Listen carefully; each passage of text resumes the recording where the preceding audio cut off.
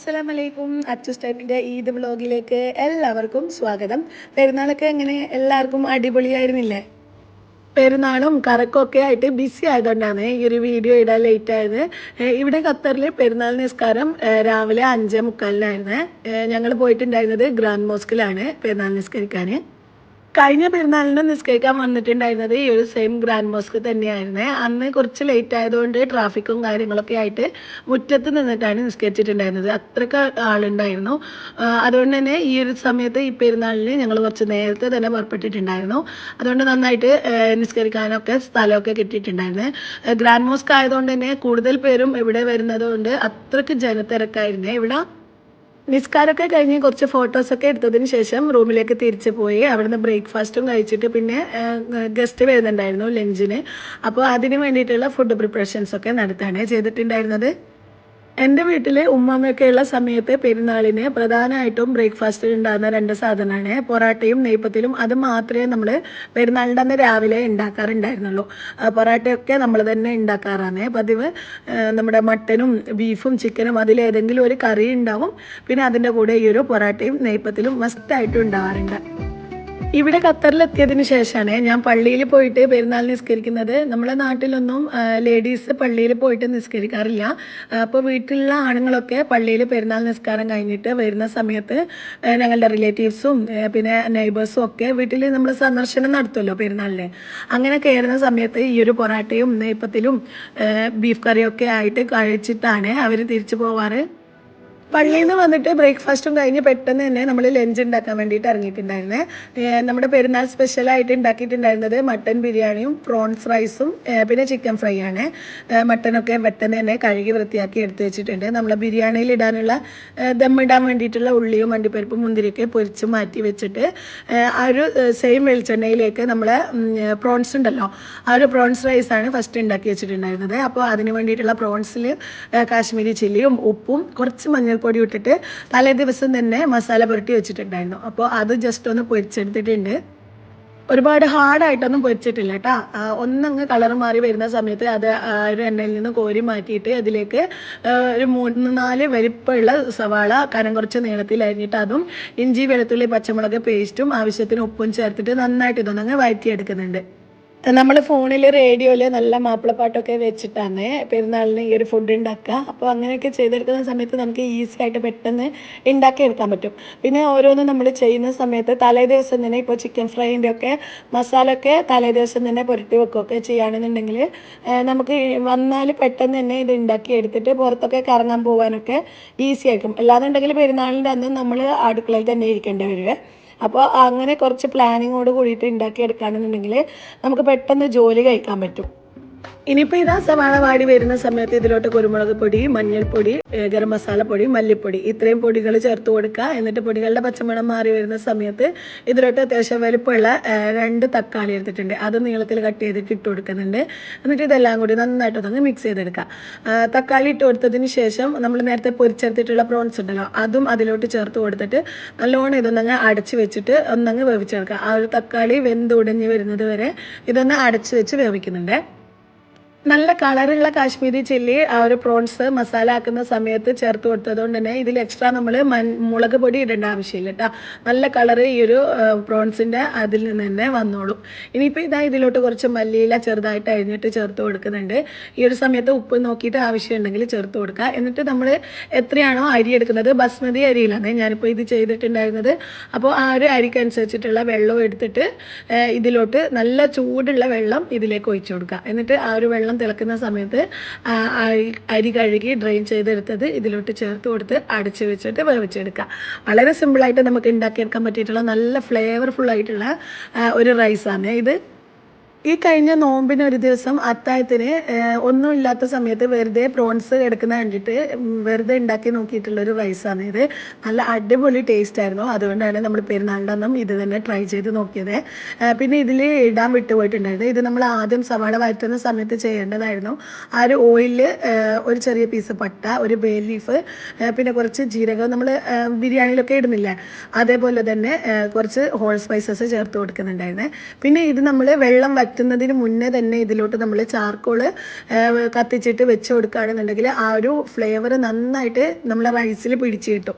അപ്പോൾ അതുകൊണ്ട് അത് വേവുന്നതിൻ്റെ മുന്നേ തന്നെ അതിലേക്ക് നമ്മളത് ഇറക്കി വെച്ചിട്ട് ചെറിയ തീയിൽ അടിയിൽ എന്തെങ്കിലും ദോശക്കല്ലോ മറ്റോ വെച്ചിട്ട് അതിൻ്റെ മുകളിൽ ആ ഒരു റൈസ് മാറ്റി വെക്കുകയാണെന്നുണ്ടെങ്കിൽ അത് വേവുന്ന അത്രയും സമയം നമ്മുടെ ആ ഒരു ചാർക്കോളിൻ്റെ സ്മെല്ലും ഫ്ലേവറും നമുക്ക് അതിൽ പിടിച്ച് കിട്ടും. അപ്പോൾ ആ ഒരു റൈസ് കഴിക്കാൻ നല്ല ടേസ്റ്റ് ഉണ്ടാവും കേട്ടോ. ഇനിയിപ്പോൾ ഇതാ പ്രോൺസിൻ്റെ ആ ഒരു റൈസ് വേവാൻ വെച്ച സമയം കൊണ്ട് നമുക്ക് മട്ടൻ ബിരിയാണീൻ്റെ മസാല ഉണ്ടാക്കിയെടുക്കാം. അതിനായിട്ട് വെളിച്ചെണ്ണയിലോട്ട് നമ്മുടെ സവാള, ഇഞ്ചി, പച്ചമുളക്, വെളുത്തുള്ളി ഇതൊക്കെ ഇട്ട് കൊടുത്തതിന് ശേഷം നല്ലോണം വഴറ്റിയെടുക്കുക.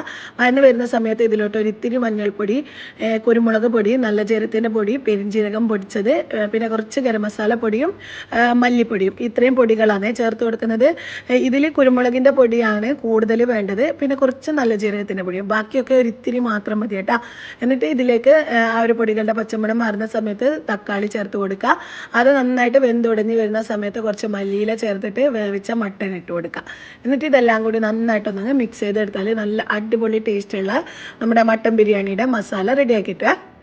പിന്നെ മട്ടൻ വേവിക്കുന്ന സമയത്ത് ഇതിലോട്ട് ഇഞ്ചി, വെളുത്തുള്ളി, പച്ചമുളക് ക്രഷ് ചെയ്തിട്ട് അത് ഇട്ട് കൊടുക്കുന്നുണ്ട്. പിന്നെ ഒരു ഇത്തിരി മഞ്ഞൾപ്പൊടിയും ഗരം മസാലപ്പൊടിയും കുരുമുളക് പൊടിയും ഇത്രയും ഇട്ടിട്ട് ഉപ്പും ചേർത്തിട്ട് അതൊന്ന് വേവിച്ചെടുക്കുകയാണ് ചെയ്തത്. പിന്നെ നമ്മൾ സാധാരണ നെയ്ച്ചോറ് ഉണ്ടാക്കുന്നത് പോലെ നെയ്ച്ചോറ് ഉണ്ടാക്കിയെടുക്കുക. ഇതിൽ പിന്നെ ഇപ്പോൾ ആ ഒരു വെള്ളത്തിൻ്റെ കളറൊന്നും ചേഞ്ച് ആയിട്ടുള്ളത് നമ്മൾ മട്ടൻ വേവിച്ചിട്ടുള്ള ബാക്കി വന്നിട്ടുള്ള ആ ഒരു വെള്ളം നല്ലൊരു ഫ്ലേവർ റൈസിന് കിട്ടാൻ വേണ്ടിയിട്ട് ആ ഒരു വെള്ളം ഇതിലോട്ട് ചേർത്ത് കൊടുത്തിട്ടുണ്ടായിരുന്നത്. എന്നിട്ട് ആ ഒരു അരിയും വേവിച്ചെടുക്കുക. നമ്മൾ ബിരിയാണി ഉണ്ടാക്കുന്ന സമയത്ത് ജീരകശാല അരിയാണ് എടുത്തിട്ടുണ്ടായിരുന്നത്. ഇനി ഇതിൻ്റെ സമയത്ത് തന്നെ നമ്മൾ ആ ഒരു ചോറ് വേവാൻ വെച്ച സമയം കൊണ്ട് ചിക്കൻ ഒന്ന് ഫ്രൈ ചെയ്തെടുക്കുന്നുണ്ട്. ചിക്കൻ നമ്മൾ ഓൾറെഡി നല്ലോണം മസാല ഒക്കെ പുരട്ടിയിട്ട് തലേ ദിവസം തന്നെ ഫ്രീസറിൽ വെച്ചിട്ടുണ്ടായിരുന്നേ. അപ്പോൾ അങ്ങനെയൊക്കെ നമ്മൾ രാത്രി തന്നെ ഓരോന്നും ചെയ്ത് വെക്കുകയാണെന്നുണ്ടെങ്കിൽ നമുക്ക് രാവിലെ പെട്ടെന്ന് തന്നെ ഈ ഒരു ജോലി കഴിക്കാൻ പറ്റും. അപ്പോൾ ഇതാ ചിക്കൻ നമ്മുടെ മഞ്ഞൾപ്പൊടി, മുളക് പൊടി, കുരുമുളക് പൊടി, പിന്നെ കോൺഫ്ലോറിൻ്റെ പൗഡറും തൈരും ചേർത്തിട്ട് നന്നായിട്ട് മിക്സ് ചെയ്ത് വെച്ചതാണ്. പിന്നെ ഇഞ്ചി, വെളുത്തുള്ളി, പച്ചമുളകിൻ്റെ പേസ്റ്റും അതും ചേർത്ത് നന്നായിട്ട് മിക്സ് ചെയ്തിട്ട് എടുത്ത് വെച്ചിട്ടുള്ള ചിക്കന് ഒന്നുകൂടി ഒന്ന് കളറ് പോരാത്തത് കൊണ്ട് നമ്മുടെ കാശ്മീരി ചില്ലി ഒന്ന് മിക്സ് ആക്കിയിട്ട് അതിൽ ഡിപ്പ് ചെയ്തിട്ട് പൊരിച്ചെടുക്കുന്നതാണ് അത്.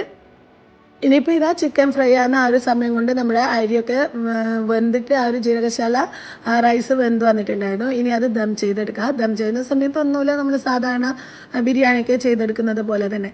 പിന്നെ ഈ ഒരു മട്ടൻ ബിരിയാണിയുടെ ഒക്കെ ഡീറ്റെയിൽഡ് വീഡിയോ നമ്മൾ ഓൾറെഡി നമ്മുടെ ചാനലിൽ ഇട്ടിട്ടുണ്ട്. കാണാത്തവരുണ്ടെങ്കിൽ ഡീറ്റെയിൽ ആയിട്ട് കാണണമെന്നുണ്ടെങ്കിൽ അത് കണ്ടു നോക്കിയാൽ മതി. പിന്നെ ഈ ഒരു ചിക്കൻ ഫ്രൈയുടെ വീഡിയോ ഒക്കെ നമ്മൾ കഴിഞ്ഞ പെരുന്നാളിനെങ്ങാനും ചിക്കൻ ഫ്രൈയുടെ വീഡിയോ ഇട്ടിട്ടുണ്ടായിരുന്നു. പിന്നെ മുൻപ് എപ്പോഴോ മട്ടൻ ബിരിയാണിയുടെയും ഇട്ടിട്ടുണ്ട്. അപ്പോൾ അതൊക്കെ ഡീറ്റെയിൽ ആയിട്ടുള്ള വീഡിയോ വേണമെന്നുണ്ടെങ്കിൽ നമ്മുടെ ചാനലൊന്ന് സെർച്ച് ചെയ്ത് നോക്കിയാൽ മതി. അപ്പോൾ ഇത് അപ്പോഴേക്കും ഗസ്റ്റൊക്കെ വന്നിട്ടില്ലായിരുന്നു. ഇവരൊക്കെ വരുന്നതിൻ്റെ മുന്നേ തന്നെ നമ്മൾ ഫുഡൊക്കെ ഉണ്ടാക്കി വെക്കുകയാണെന്നുണ്ടെങ്കിൽ അവരോടൊക്കെ സംസാരിക്കാനൊക്കെ കുറച്ച് ടൈം സ്പെൻഡ് ചെയ്യാൻ പറ്റും. അല്ലാന്നുണ്ടെങ്കിൽ നമ്മൾ ഫുൾ ടൈം കിച്ചണിൽ തന്നെയായി പോകുമല്ലോ. അപ്പോൾ ഇതാ അവർ വന്ന സമയത്ത് നമ്മളിത് സെർവ് ചെയ്യാൻ വേണ്ടിയിട്ട് വെക്കുന്നുണ്ട്. പിന്നെ റൈസിൻ്റെ കൂടെ സൈഡായിട്ട് കഴിക്കാൻ നമ്മുടെ തൈരിൽ ഇതിട്ടിട്ടുള്ള ആ ഒരു കൊക്കുംബറും ഒനിയനൊക്കെ ഇട്ടിട്ടുള്ളതുണ്ടല്ലോ, അതുണ്ടാക്കിയിട്ടുണ്ടായിരുന്നു. പിന്നെ വെജിറ്റബിൾ സാലഡ് വിനാഗിരിയൊക്കെ ഒഴിച്ചിട്ട് വെജിറ്റബിൾസ് ഗ്രേറ്റ് ചെയ്തിട്ട് ആ ഒരു സാലഡും പിന്നെ നമ്മുടെ തേങ്ങയുടെ ചമ്മന്തിയും അത്രയാണ് സൈഡായിട്ട് ഉണ്ടായിരുന്നത്. അപ്പോൾ ഇതാ ഇവരൊക്കെ ഫുഡൊക്കെ കഴിച്ചിട്ട് ഇവരൊക്കെ പോയി. പിന്നെ അസറും മഗ്‌രിബൊക്കെ നിസ്കരിച്ച് കഴിഞ്ഞതിന് ശേഷമാണ് ഞങ്ങൾ പുറത്തിറങ്ങിയിട്ടുണ്ടായിരുന്നത്.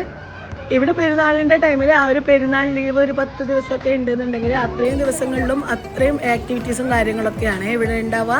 അപ്പോൾ അതുകൊണ്ട് തന്നെ നമുക്ക് പുറത്തിറങ്ങിയാൽ എവിടെ പോകണം എന്നുള്ള കൺഫ്യൂഷനേ ഉണ്ടാവുള്ളൂ. പിന്നെ കൂടുതലായിട്ടും പെരുന്നാൾ ടൈമിൽ പല ഭാഗങ്ങളിലായിട്ട് ഇവിടെ ഫയർ വർക്ക്സ് നടക്കുന്നുണ്ടാവും. അപ്പോൾ അത് കാണാനുള്ള തിരക്കായിരിക്കും കൂടുതലായിട്ടും ഉണ്ടാവുക.